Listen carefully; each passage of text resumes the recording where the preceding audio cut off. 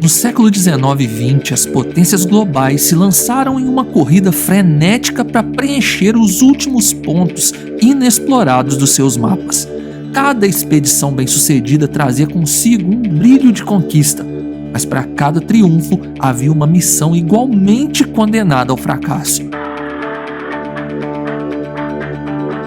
O que eles não esperavam é que a natureza tem suas próprias regras, e em viagens de exploração, animais selvagens podem demonstrar sua fúria contra os humanos. Nossa jornada começa no início do século XIX, na pequena ilha de Nantucket, ao largo da costa de Massachusetts. Naquela época, Nantucket era mais do que um simples ponto no mapa. Era o coração pulsante da vasta e lucrativa indústria baleeira global. Antes da ascensão do petróleo como a espinha dorsal da energia industrial, o óleo de baleia era o sangue vital que alimentava as máquinas e iluminava as ruas nas cidades emergentes. Os oceanos, vastos e indomáveis, pareciam conter um suprimento inesgotável de baleias, gigantes marinhos cujos corpos abrigavam o tesouro mais desejado da época, o valioso óleo. Porém, a natureza sempre foi e sempre será superior à ganância humana, e ela mostraria sua vingança. No porto de Nantucket, o cenário era dominado por um desfile incessante de navios baleeiros, partindo em direção a horizontes distantes. Entre esses navios estava o Essex, comandado pelo experiente capitão George Pollard Jr., e uma tripulação de 20 homens, todos prontos para se aventurar no perigoso Pacífico Sul. O Essex já tinha 2 décadas de mar e muitas viagens lucrativas de caça às baleias em seu histórico. E como tantas outras vezes, em 12 de agosto de 1819, ele partiu novamente de Nantucket. Mas, desde o início, algo pairava no ar. Uma sensação de que essa viagem, ao contrário das outras, estava destinada a algo sombrio.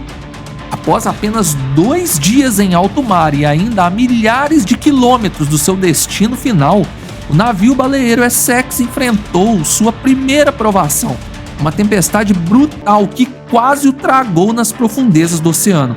O que deveria ser uma travessia inicial tranquila, tornou-se um pesadelo aquático. Quando a tempestade finalmente cessou, o Essex estava gravemente danificado, perdendo 2 dos seus 5 preciosos barcos baleeiros. Reparos emergenciais foram feitos, mas uma sombra de dúvida pairava sobre a tripulação. Seria essa tempestade um prenúncio de um destino mais cruel?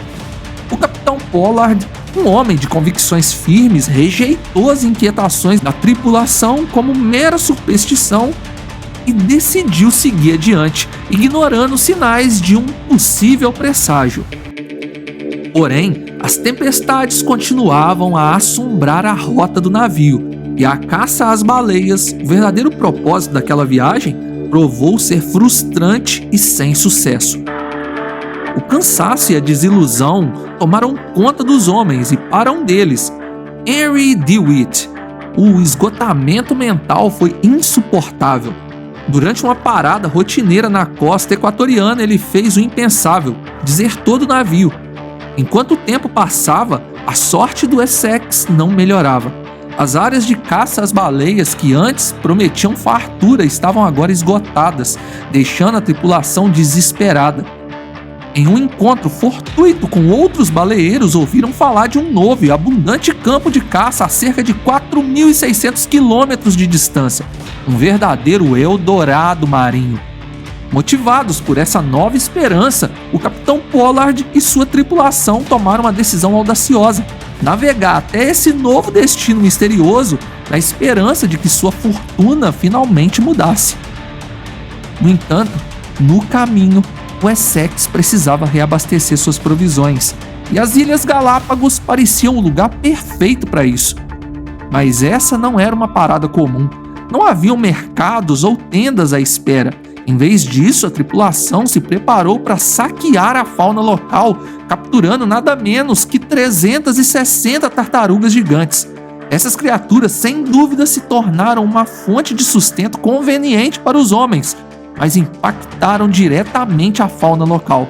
E antes de deixarem as Ilhas Galápagos, um incidente infeliz ocorreria.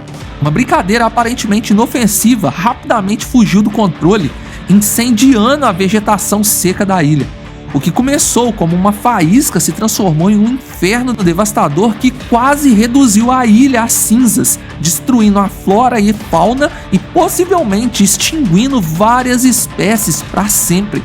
O Capitão Pollard, furioso, sabia que o incidente só alimentaria ainda mais as suspeitas de que o navio estava amaldiçoado. Mas agora era tarde demais para reconsiderar, e o dano que aqueles homens causaram à natureza se tornou cada vez mais intenso. As missões eram longas. Essa estava prevista para ser concluída em 2 ou 3 anos. E finalmente, após mais de um ano navegando, em 20 de novembro de 1820, o Essex avistou os campos de caça que havia alimentado suas esperanças. E dessa vez, parecia que a sorte os havia alcançado. O oceano fervilhava com a movimentação de baleias, uma oportunidade perfeita para a caça tão esperada. Eles encheriam o barco e voltariam para casa rapidamente. Os baleeiros desceram as velas a favor do vento e, quando estavam suficientemente próximos, lançavam seus arpões com toda a força, atingindo o gigante do mar.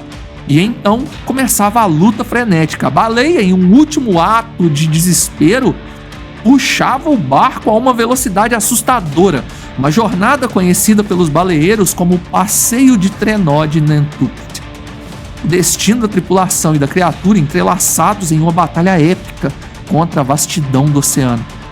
Mas como você pode imaginar, as baleias não apreciavam esses encontros com os caçadores. Elas prefeririam, sem dúvida, serem deixadas em paz. Mas uma baleia cachalote, uma das maiores que já havia sido vista por eles, decidiu que era hora de tomar uma atitude. E então, numa reviravolta surpreendente, esse gigante marinho resolveu responder à altura. Ela então surgiu.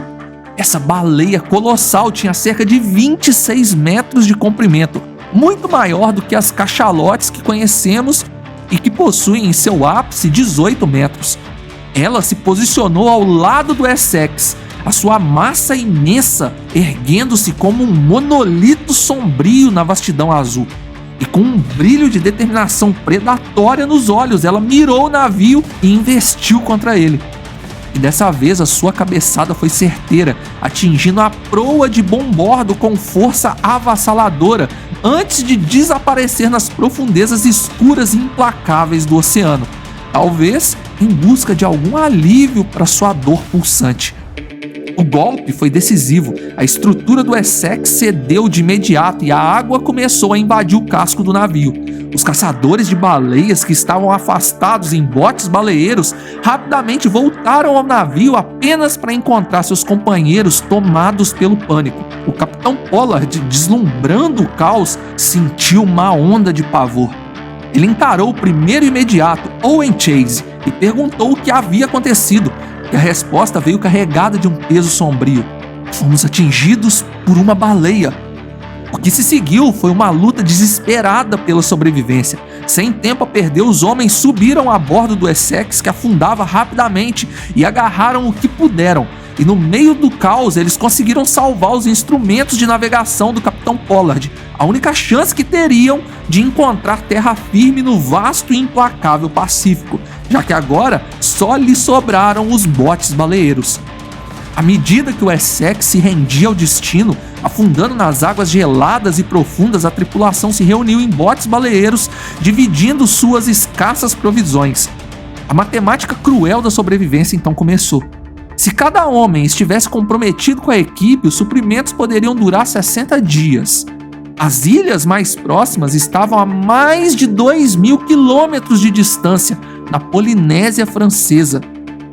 Para o Capitão Pollard, essa era a melhor esperança de sobrevivência. Mas para sua tripulação a ideia era aterrorizante. Afinal, a baleia ainda estava na água e poderia atacar novamente. Então, em vez disso, eles decidiram remar para o Chile, uma jornada ainda mais longa, mas teoricamente alcançável dentro do limite de 60 dias. Mas a decisão veio com um preço. A menor margem para erros poderia significar a morte não de um, mas de todos os homens. Eles desapareceriam no oceano para sempre, junto com a sua história de fracasso. O que se seguiu foram dias intermináveis de fome, desidratação torturante e queimaduras impiedosas de sol. Então, após um mês de tormento sem fim, um ponto de esperança surgiu no horizonte, uma terra distante. A visão então incendiou um resquício de força nos homens exaustos que remaram com tudo o que lhes restava em direção à promessa de salvação. Mas ao tocar o solo, a dura verdade os golpeou. A terra prometida era a desabitada ilha Henderson, uma ilha deserta que oferecia apenas desolação. No meio daquele nada, os poucos pequenos pássaros e caranguejos eram praticamente os únicos sinais de vida. E rapidamente os homens perceberam que os recursos da ilha estavam desaparecendo tão rápido quanto suas esperanças. Sua única opção era voltar para o mar e tentar alcançar o Chile. Porém, 3 tripulantes escolheram permanecer no destino incerto na ilha do que enfrentar as ondas traiçoeiras mais uma vez. Os 17 homens restantes carregaram seus barcos com o que restava dos escassos suprimentos da ilha e partiram rumo à Ilha de Páscoa, na costa oeste do Chile.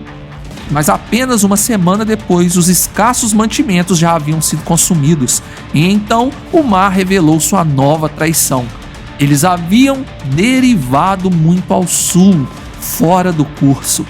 Sua única chance agora era mudar o rumo e tentar alcançar a ilha Robinson Crusoe. Mas o oceano tinha seus próprios planos, e poucos dias depois, Matthew Joy sucumbiu à doença. Seu corpo foi entregue às profundezas do mar, um destino que naquele ponto parecia uma espécie de alívio. E assim foi, com muitos outros tripulantes sucumbindo para sempre, um a um. E agora, apenas 5 homens estavam sozinhos no barco, mas esse número não permaneceria por muito tempo. Richard Patterson, o mais velho do grupo, optou por interromper sua vida, a enfrentar mais dias de tortura ao sol e fome. E agora, restavam 4 homens apenas, incluindo o capitão. O mês seguinte trouxe um horror ainda mais profundo. Outro marujo sucumbiu e seu corpo, magro e desidratado, de repente se tornou a última e terrível esperança dos homens famintos se nutrirem. Eles tomaram a decisão mais terrível, porém necessária, e se tornaram canibais em alto mar. E quando outro homem perdeu sua vida, ele foi devorado pelos restantes, um destino implacável.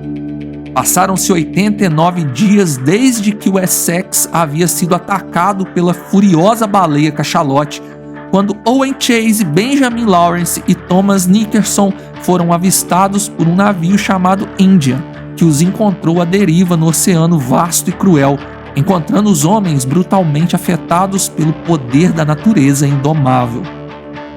Uma missão de resgate foi enviada à ilha Henderson, onde 3 tripulantes que haviam decidido não retornar ao mar esperavam por seu destino. Contra todas as probabilidades, todos os 3 homens foram encontrados vivos e surpreendentemente em boas condições. O capitão Pollard, mesmo depois de um destino tão macabro, voltou ao mar. Ele sobreviveu a mais 2 naufrágios, desafiando o próprio oceano que quase o levou à loucura, antes de finalmente decidir que a vida no mar talvez não fosse seu chamado final.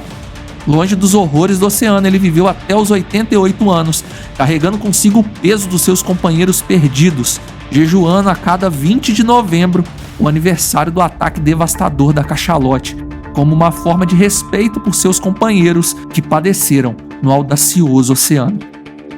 Deixe seu like e se inscreva, comente o que achou e muito obrigado por assistir. Fui!